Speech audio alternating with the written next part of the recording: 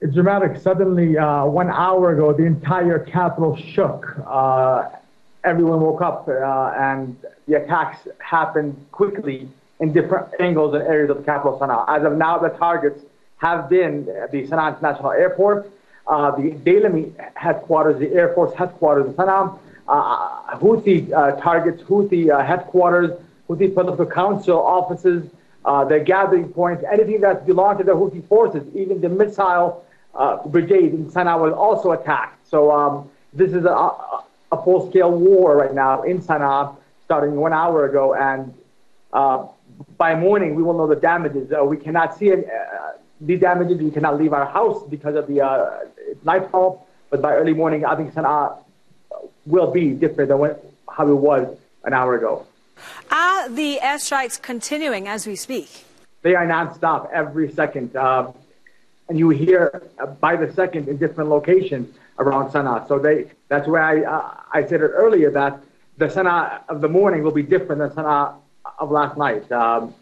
Completely different. And all these airstrikes for sure will have heavy results, especially since we have confirmed from the airport that they targeted the Yemeni military air force directly, trying to handicap the Air Force, and haven't somehow succeeded, according to one official we talked to. Hakim, you said they've been targeting the military airport. What about the main civilian airport? They are targeting the civilian airport, but only in areas where the military airports are located. Okay. So it's not the airport that's being attacked, it's the military warplanes that are located within the airport. Okay, now, did this attack take you by surprise? Again, everyone in Sana'a had to wake up. It began with a massive explosion that shook all the houses of Sana'a. You know, people got up and went to the streets thinking that the explosion happened next door, while everyone in the capital, Sana'a, 40 miles away, thought the same thing. So it was a heavy explosion to begin with. And since then, these explosions have not stopped. Yeah, I was actually trying to find out if you were expecting any sort of a strike of this form. We've been hearing for the last few days that the Saudi forces have been massing troops along the border, but there were no indications whatsoever, were there, of airstrikes like this? There were no indications, but the Houthis right now are using anti-missile aircraft missiles to ensure that these airstrikes do not succeed. But again, they took the Houthis by surprise, especially in this late hour of the day, and that these attacks did not happen while President Hadi was fleeing in Aden or running away or was being defeated. It happened during the nightfall when people did not expect, and the Houthis thought that victory was chosen for them and it was a given. But right now, it's a different scenario, and the Houthis will have a hard time convincing the Yemenis that that this war is not their fault. Are the airstrikes taking place just in Sana'a, from what you understand? As of now, there has been explosions, light explosions and gunfire in the streets of Aden. There has been attacks in Albion and Lada province, but the target right now is Sana'a. Okay, and people there must be panicking. I mean, is there anywhere for them to flee, to get cover? Most families right now are trying to find basements and place to harbor, keep their children safe right now in Sana'a.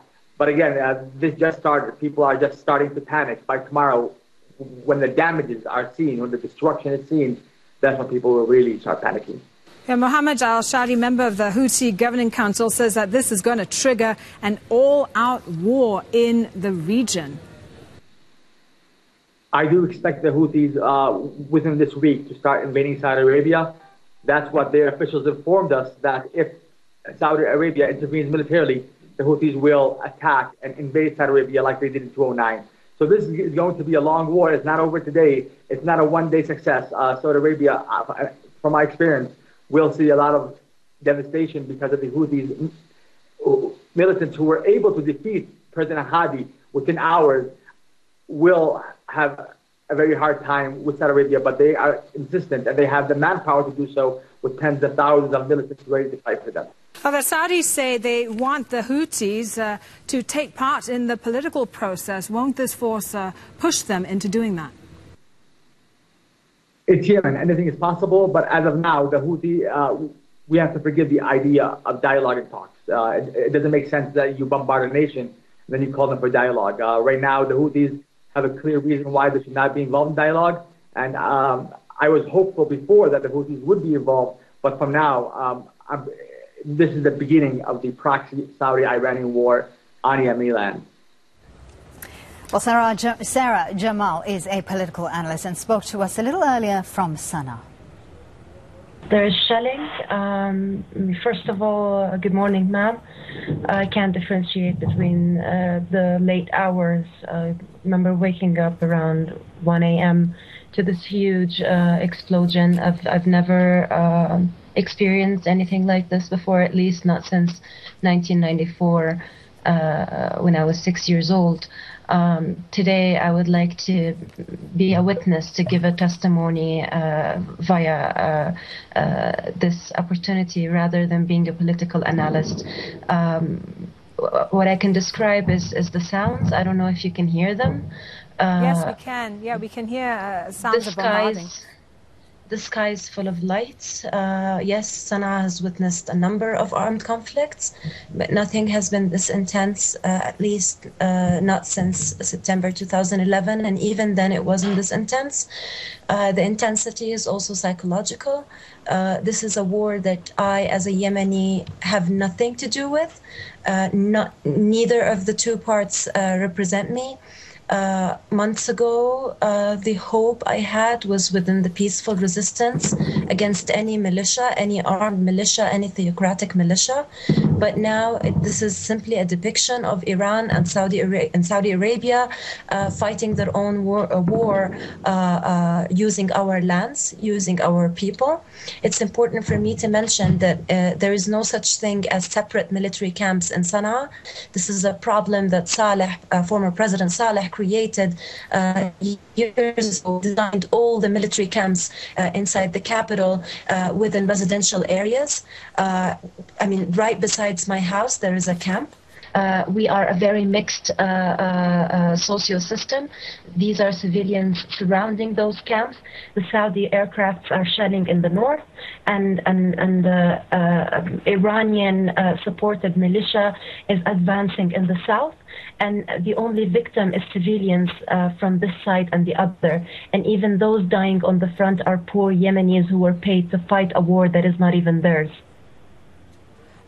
Sarah, have you any idea of the sorts of casualties yet from these airstrikes?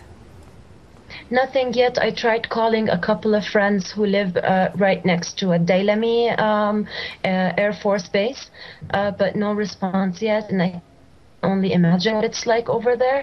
And also we need to, I mean, the morning will tell us about the casualties as in physical deaths, but we need to understand that, I mean, there are other ramifications beside the deaths. I think it's not too late to stop this madness. I think there's still a chance for both of Iran and Saudi Arabia to understand that this is not the right war zone for them, and that ramifications are going to hurt everybody in the region. Yemenis really want peace. Yemenis have been living without a president, even I mean, before President Hadi had to flee to Aden. Even before that, when technically there was no president or no government, people still went to the markets. People still had their weddings. People still tried to, you know, maintain a normal life. There weren't any cases of high crime rates or robbery, in spite of the complete absence of formal security. Yemenis really want to live. What Iran and Saudi Arabia is doing right now is turning this into a war zone where nothing is going to cultivate but revenge. The one thing that the UN should have done was in 2012, 2013, to listen to the 20 points that were suggested by the National Dialogue Conference Preparation Committee. Those 20 points would have built a right base for dialogue and would have prevented all of that. The one right thing that the UN can do is to stop dealing with Yemen as an agenda, to start listening to local experts instead of listening to expats who only look at Yemen as a war zone and as a model fighting Al-Qaeda. There is more into Yemen and into Yemenis than fighting Al-Qaeda. And what's happening only going to make Al-Qaeda bigger, is going to create more militias, is going to create more hatred. You can only imagine if you lose a relative under such shellings, how you would grow, how you would feel, and how in the middle of all of this poverty and the absence of basic services, there would be no option but to join one militia or the other. If you just joined us here on